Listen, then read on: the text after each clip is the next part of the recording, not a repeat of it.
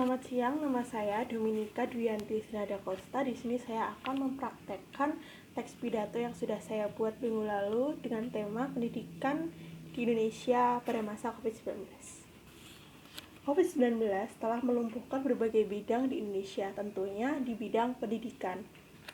Nah, hal ini tentu sangat merugikan bagi masyarakat, pemerintah, dan tentunya bagi kami para murid di Indonesia ini.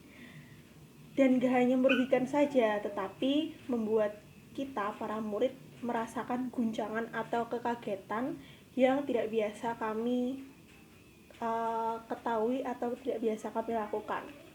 Sebenarnya COVID-19 ini telah membuat Indonesia menjadi menerapkan sekolah online yang sudah sekitar 1 tahun lamanya diterapkan, dan tentu saja membawa banyak sekali pro dan kontra dalam sekolah online ini.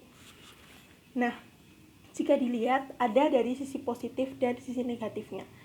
Sisi positifnya adalah bisa membantu untuk menekan atau mengurangi korban dari pasien COVID-19 ini. Karena apa? Karena jika kita tetap masuk ke sekolah dan melakukan sekolah offline, belum tentu kita bisa menjaga jarak dan menjaga protokol kesehatan.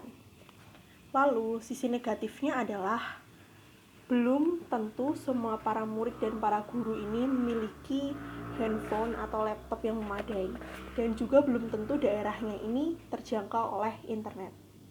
Nah, kita bisa lihat bagaimana sih komentar dari para orang tua ini. Nah, menurut para orang tua, menurut mereka ada yang setuju dan tidak setuju. Yang tidak setuju ini mengatakan bahwa dengan adanya sekolah online ini malah menambah adanya beban, dan juga menurut mereka ini nggak efektif. Karena apa? Kita hanya setiap hari bertatap dengan media sosial dan handphone, sehingga itu menurut mereka tidaklah sangat efektif. Sedangkan yang setuju adalah mereka berargumen bahwa dengan adanya sekolah online ini dapat menghindari anak-anak dari kontak langsung dengan orang lain.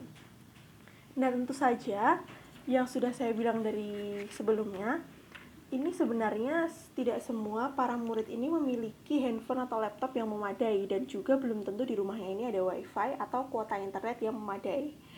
Jadi ini adalah penghalang atau penghambat dari adanya sekolah online ini yang tentu saja menjadikan adanya pro dan kontra. Lalu, apa sih peran dari pemerintah ini dalam menanggulangi masalah yang terjadi dalam sekolah online ini? Sebenarnya pemerintah sudah mengupayakan dengan memberikan kuota atau subsidi internet gratis yang diberikan kepada seluruh para murid di Indonesia. Sebenarnya kebijakan ini sudah terrealisasikan, hanya saja menurut saya ini kurang efisien. Karena apa?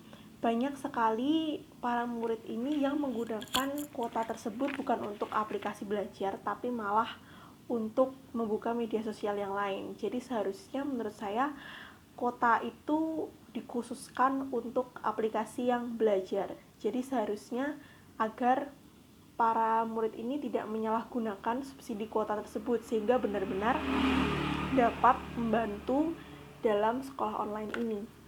Dan yang paling penting adalah belum tentu semua murid itu paham akan apa yang diberikan oleh guru atau materi apa yang diberikan oleh guru.